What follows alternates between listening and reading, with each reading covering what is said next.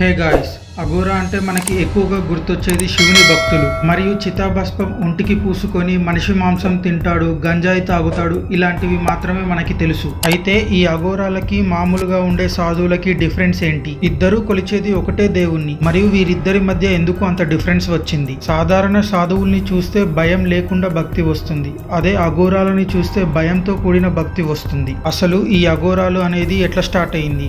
అఘోరాలు నిజంగా మనిషి మాంసం తింటారా? ఒకవేళ మనిషి మాంసం తింటే దానికి గల కారణం ఏమిటి? ఇంకా అఘోరాలు చనిపోయిన వారితో సెక్స్ చేస్తారో అంటారు, దీనిలో ఎంతవరకు నిజం ఉంది? ఈ వీడియోలో ఇవన్నీ చాలా డీటెయిల్ గా తెలుసుకునే ప్రయత్నం చేద్దాం. ఇలాంటి మరెన్నో ఇంట్రెస్టింగ్ ఫ్యాక్ట్స్ కోసం సబ్స్క్రైబ్ టు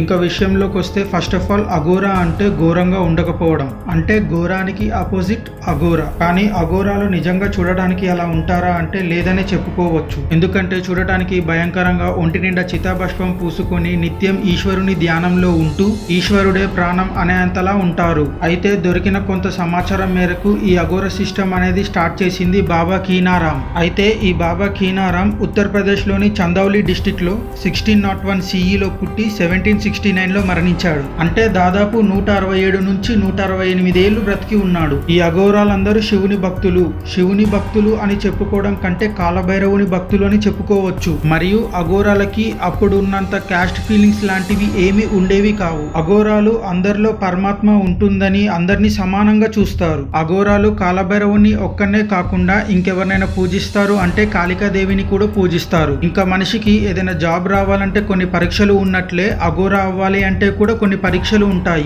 సింపుల్ గా చితాభస్మం పూసుకొని గడ్డాలు మీసాలు బాగా పెంచుకొని బట్టలు మొత్తం తీసేసి ఉంటే వాళ్ళు అఘోరాలు కారు కదా. అయితే అఘోరా అవ్వడానికి ఏమేమి పరీక్షలు ఉంటాయో చూద్దాం. మొదటి పరీక్ష ఏంటంటే మనిషికి ఉన్న బంధాలన్నీ వదులుకొని రావాలి. లైక్ అమ్మ నాన్న, పెళ్ళం పిల్లలు, తమ్ముడు చెల్లెలు ఇలాంటివి ఏమీ ఉండకూడదు. ఎందుకంటే బంధాలు ఉంటే వీరు శివుని మీద ఎక్కువ కాన్సన్ట్రేట్ చేయరు అని వీళ్ళ నమ్మకం. మరియు రెండో పరీక్ష వచ్చి అఘోరా అవ్వాలి అంటే 12 సంవత్సరాలు ఒక అఘోరా దగ్గర ఉండి వాళ్ళ పద్ధతులన్నీ నేర్చుకోవాలి. ఈ 12 సంవత్సరాల్లో కేవలం 7 సంవత్సరాలు మాత్రమే అఘోరా గురువు దగ్గర ఉండి మిగిలిన 5 సంవత్సరాలు నిత్యం శివధ్యానంలో మునిగిపోతారు. ఈ సమయంలో వీరు ఒంటి నిండా బూడిద పూసుకొని ఉంటారు. ఇంకా పూర్వంలో ఉన్న రాగద్వేషాలు అన్ని మర్చిపోతారు. ఇంకోటి ఏంటంటే శవం మీద కూర్చొని ధ్యానం చేయాలి మరియు శ్మశానంలో మాత్రమే నిద్రపోవాలి. ఇంకా మనలో అందరికీ ఇంట్రెస్టింగ్ గా అనిపించే ఒక క్వశ్చన్ ఉంది, అదే చనిపోయిన శవాన్ని తింటారా? అయితే అఘోరాలు తీసుకునే పరీక్షలో ఇది 3వ పరీక్ష. అయితే వీరు చనిపోయిన శవాన్ని తింటారు,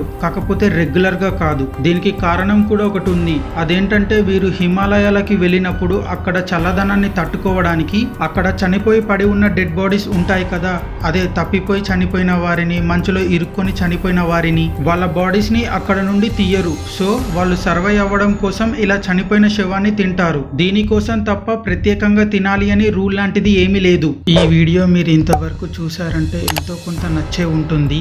ఒక్క ఫ్రీ సబ్స్క్రైబ్ చేస్తే నాకు చాలా హెల్ప్ అవుతుంది. ఆల్రెడీ సబ్స్క్రైబ్ చేసి ఉంటే థ్యాంక్ యూ సో మచ్. ఇంకా వీడియోలోకి వెళ్దాం.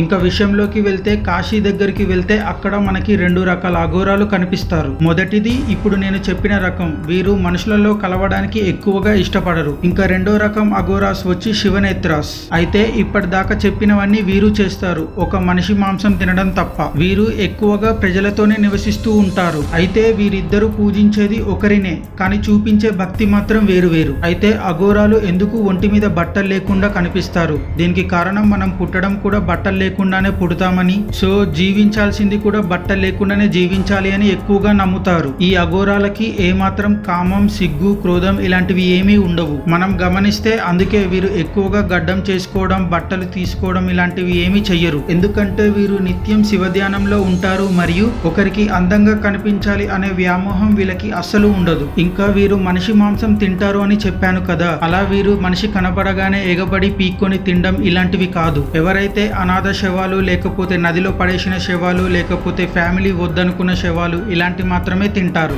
అయితే ఈ న్యూస్ గురించి సెర్చ్ చేసేటప్పుడు ప్రత్యేకంగా ఇలాంటివి మాత్రమే తినడానికి గల కొన్ని కారణాలున్నాయి. అవేంటో తెలుసుకునే ప్రయత్నం చేద్దాం. ఇలా ఈ శవాలను మాత్రమే తింటారు ఎందుకంటే హిందూ ధర్మం ప్రకారం ఎవరైనా చనిపోతే వారిని చితి మీద పడుకోబెట్టి కాల్చేస్తారు. అలా కాల్చేస్తే వారి ఆత్మ శాంతిస్తుంది అని నమ్ముతారు. అయితే వీరు తినేవాళ్ళు దొరికినవి లేకపోతే ఎవరైనా పడేసినవి ఇలాంటివే ఉంటాయి. అయితే అఘోరాలు ఆ బాడీ మాంసం తినడం ద్వారా వారి ఆత్మకి శాంతి వస్తుంది అని, దానికోసం వారి మాంసాన్ని తింటారు అని తెలిసింది. ఇంకా చిట్ట చివరి పరీక్ష వచ్చి అఘోరాలు నిజంగా డెడ్ బాడీస్ తో సెక్స్ చేస్తారా అంటే ఎస్ చేస్తారు. ఇందాక ఏమో కామక్రోధాలన్నీ కంట్రోల్ చేసుకుంటారు అని చెప్పావు, ఇప్పుడేమో సెక్స్ చేస్తారు అని అంటున్నావు ఏంటి అని అనుకుంటున్నారు కదా. అయితే ఇది కూడా ఒక పరీక్షనే. ఇంకా విషయంలోకి వెళ్తే వీరు సెక్స్ చేసేటప్పుడు మదిలో శివుణ్ణి మాత్రమే తలుచుకుంటారు. వీళ్ళు సెక్స్ చేసేటప్పుడు అస్సలు ఫీల్ అవ్వరు. ఒకవేళ ఫీల్ అయితే స్పర్మ్స్ లాంటివి రిలీజ్ అవుతాయి. అలా రిలీజ్ అవుతే వీరు అఘోరా అవ్వడానికి పనికిరారు. ఇలా వీరు వీరి జీవితంలో